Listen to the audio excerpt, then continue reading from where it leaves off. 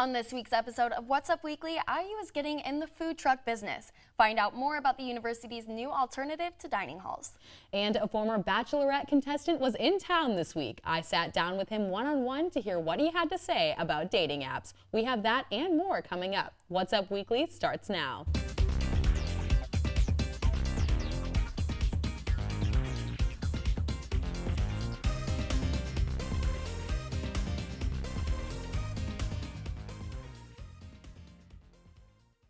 Hello, and welcome to this week's episode of What's Up Weekly. I'm Charlie Rubeski. And I'm Kendall Yankowski. Cuffing season, the time of year where people flock to dating apps in hopes to find their perfect match before the weather gets cold, is almost here. I got an exclusive interview with Bachelorette contestant Connor Saeli about all things dating, the apps, and everything in between. I think students and when you're that age, you're kind of trying to figure out like what you want, you're having fun and all that, and for me, I kind of realized around like my junior year that wasn't like, I didn't really want to be involved in that necessarily, and I wanted to actually find someone to have a relationship with, but it is tough like in college because so many people have that like hookup culture mindset, but if you keep looking, you'll find the right person. It's tough nowadays because I think a lot of students, college kids, post-grads as well, feel that like, I don't think I'm necessarily gonna find someone I wanna date at like a club or a bar. And so if you that's a huge part of your life when you're in college. And so if you're not gonna find someone you wanna date there, like where do you find someone, right? And so that's why I think these dating apps have become so popular, because people are more connected with their phones, and would rather spend a night watching Netflix or whatever than like going to some event or something like that. So I think it's definitely like changed the way people date, but I don't think there's anything wrong with it necessarily. I think it's really interesting. Really just like getting to know someone, maybe like on the app or via text message before you actually like go out with them. And then I think the third thing is just like whatever date you do plan, maybe drive separately or something like that, so like you're in control of your own time. Like if I'm not having a good time or if I feel uncomfortable, I can just leave. So like literally if a girl just says hey on Bumble, and it's like, okay, she's interested, and now I can like make a move. Because as a guy, you kind of feel awkward like making a move when you don't know if like she's interested or whatever. But I feel like Bumble, if you match, like you're obviously interested in each other. It's kind of migrated from Bumble to Instagram now. Okay. A lot of weird, funny messages on Instagram. Some are pretty inappropriate, to be honest. But, Sure. I honestly read them, but I don't usually respond to many. Yeah. But yeah, there's so many. It's tough to remember all of them. Yeah. Wow, that's a tough one. I don't know. I would actually love to. My mom would describe. I know. I would love to ask her that question. Maybe like driven, say that. It's a good one. Yeah. I ran the Dallas Marathon without training for it. The most rewarding experience of my life, but also the worst experience of my life. I couldn't walk for a week after. I'm actually starting my own business. We're gonna be launching it hopefully like the beginning of January, and then the products will launch in like February or March. And it's like a multi-functional wellness brand. So it's not like a clothing brand or anything related to the show, but super excited about it, and it's gonna be fun to do it. Awesome. Yeah. You can learn more about Connor on his social media pages. Now, Charlie, I have to say I am extremely jealous that you got to sit down with the Connor. I was so nervous because talking to someone just like him. He was a favorite on the show this season. He was yeah.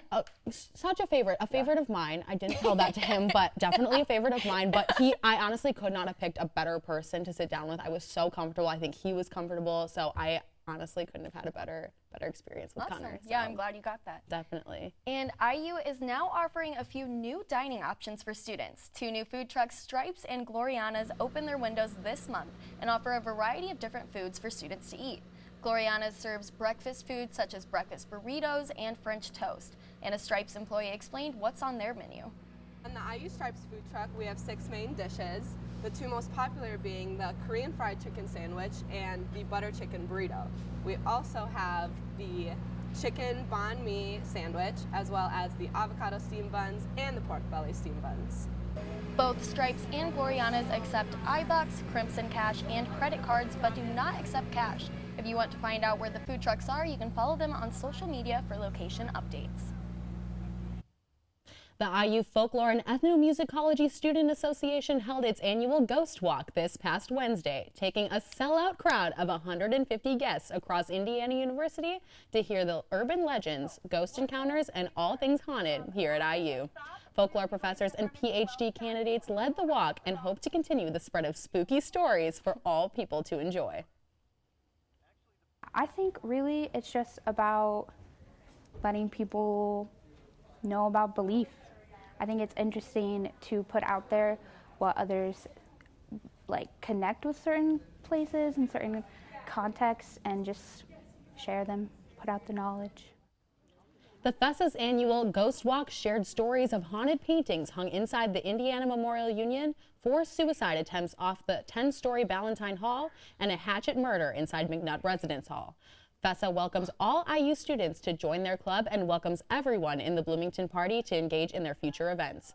If you're interested in more of FESA's information, check out their Facebook page at FESA IU. Just off campus on 4th Street, there's a wide range of ethnic and international restaurants. With so many options, deciding where to go can be a challenge. And that's where 12 IU students are here to help. Originally as a bucket list idea for 12 IU seniors, have now started a group called B-Town International Cuisine, whose goal is to try every international restaurant on 4th Street while going out of their comfort zone and leaving reviews along the way. The idea for the club came about when we were probably juniors. We were talking about forming an Indiana bucket list before we left for going abroad so that when we came back as seniors we could do it. We threw it out there to a couple of friends and we actually formed a pretty big group of about 12 people. Since then, since we formed it, we've been going on Monday nights at around like 7 o'clock, just when everybody's free. While they eat, each group member talks about background research they did on the food or the region where it's from. Afterwards, they discuss what they liked and disliked while also posting to their Instagram. So we try to change it up like week to week, try to move like from a different region of the world to somewhere else. Like if we go to like have Vietnamese food one night, we'll probably try to go somewhere in like maybe the Middle East or somewhere, or Europe or somewhere like that for the next week, so we're not just staying in one specific region. So we kind of like to bounce around, and then as said, like we do a vote and a poll every week to see what most people in the group want to do. I think my favorite part is I get to try some foods that maybe I had reserves about before that I wasn't too sure about. It's opened my mind to a lot of new dishes. With 4 restaurants down and many more to go, you can keep up to date with B-Town International Cuisine on Instagram at btown_world_tour. And be sure to keep an eye out for when they come in studio after they finish the whole world tour. For What's Up Weekly, I'm Kenley Johnson. So you can follow their food journey on Instagram at B-Town World Tour, and once they wrap up the food tour, we hope to have them in the show for their final conclusions. Coming up on Trending Topics, we're looking back at some of our favorite celebrity Halloween costumes. And it's been almost 4 years since we've gotten a full album from Justin Bieber. Find out what you'll have to do if you want to hear one anytime soon. That's right, stay with us.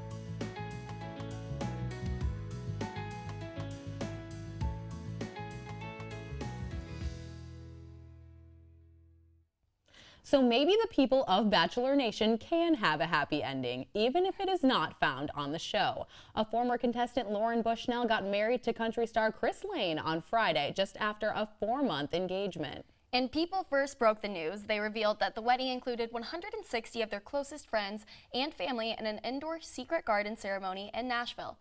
Lauren's wedding gown was by Alia Zavazina. Yeah, and I'm still waiting more photos from the wedding. The only one that has been made available to the public was posted by Lauren on her Instagram. Yeah, and so in spirit and Halloween, it's only right that we discuss celebrities and their Halloween costumes. And I can't help but look forward to what Heidi Klum dresses as this year because she truly is the queen of Halloween. And her costumes always go above and beyond, some of her most memorable being she was Fiona from Shrek, Jessica Rabbit, and my personal favorite when she was herself, plus 5 exact clones. Yeah, and she has already debuted one costume this year that's gathered a couple mixed reviews. She was a firework. But this is just a warm-up for what's to come. She typically has an exclusive Halloween party every year, so I can't wait to see just how over the top she goes this year. The Halloween season is coming to a close, and Justin Bieber plans to release an album before Christmas, under one condition: if his photo on Instagram hits 20 million likes. Though he has not specified exactly what type of music this album will be, based on the Christmas deadline for the likes, I think we can draw some conclusions. Yeah, so get out your phones and double tap that pic because the last album he dropped was released 4 years ago, and we haven't had new Christmas music from Bieber himself since his 2011 album, Under the Mistletoe. And I don't know about you, but I definitely could use some new Christmas music from Justin Bieber himself. Absolutely. I will always be vouching for more Christmas music. Yeah, I've had Under the Mistletoe on repeat for a couple years now, so I'm ready for some more. Absolutely. And that's what's up this week. Tune in next week for more local and entertainment news. And don't forget to follow us on social media to find out what's up throughout the week. For What's Up Weekly, I'm Kendall Yankowski. And I'm Charlie Robeski. Thanks for watching, and we'll see you next week.